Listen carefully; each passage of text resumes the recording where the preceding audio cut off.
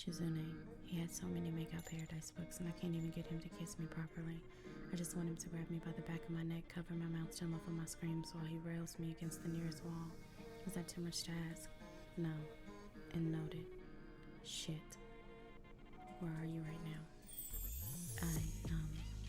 Don't get shy now. I can't rail you into the nearest wall if I don't know where you are.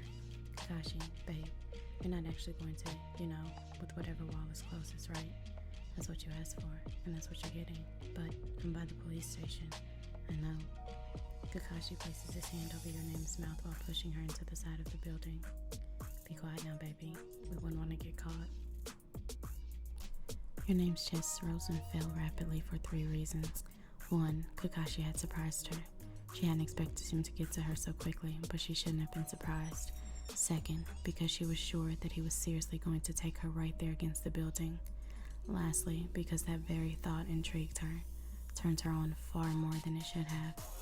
Kakashi removed his hand from her mouth, moving it instead to snake under her shirt, traveling up to her breast before massaging the left one, his thumb rubbing over her nipple through the fabric of her bra. Your name's breath hitched. Why was she so sensitive all of a sudden? It wasn't as if she'd never experienced this before. It was, however, her first time experiencing it with Kakashi, and her body seemed to know that she was going to be in for a pure pleasure. His other hand worked the button and zipper on her pants until he was able to snake his hand into them. Kakashi's fingers ghosted over the soft fabric, moving painstakingly slow to the apex of her thighs. My first thought was to take you right here, right against this building where anyone could turn the corner and see us, Kakashi told her, moving her panties to the side. Your name gasped at the feel of his fingers on her warmth. However, I'm not a man that likes to share.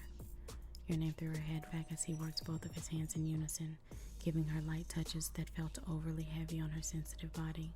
His pace was slow, deliberate, a contradiction to his words, because if he didn't want someone to see her, he was in no hurry to get her off, take her somewhere else. Instead, I decided to have you come all over my fingers as an appetizer before getting to the main course. The gasp that escaped your name as he crooked 2 fingers inside of her was louder than she had anticipated it being, and she immediately turned to see if someone passing by had heard and come to investigate. I'll have you making a lot of those sounds, and so many more. His once slow ministrations increased, and your name found herself gripping his wrist. Now, come for me so I can take you back to my place and have you screaming my name. The walls there will work just fine. As if her body was triggered by his words, his command, your name felt herself tipping over the edge of utter euphoria, her hand coming up to cover her mouth. It stood like that for a moment, with her trying to catch her breath. It was only Kakashi's chuckling that reminded her where they were, what had just transpired, compounded by him slowly sliding his fingers out of her. Your name turned to look at him, finding him licking his fingers clean. Let's go, he told her. I need to taste from the source. He grabbed her hand and she let him lead her towards his place. He didn't have to tell her twice.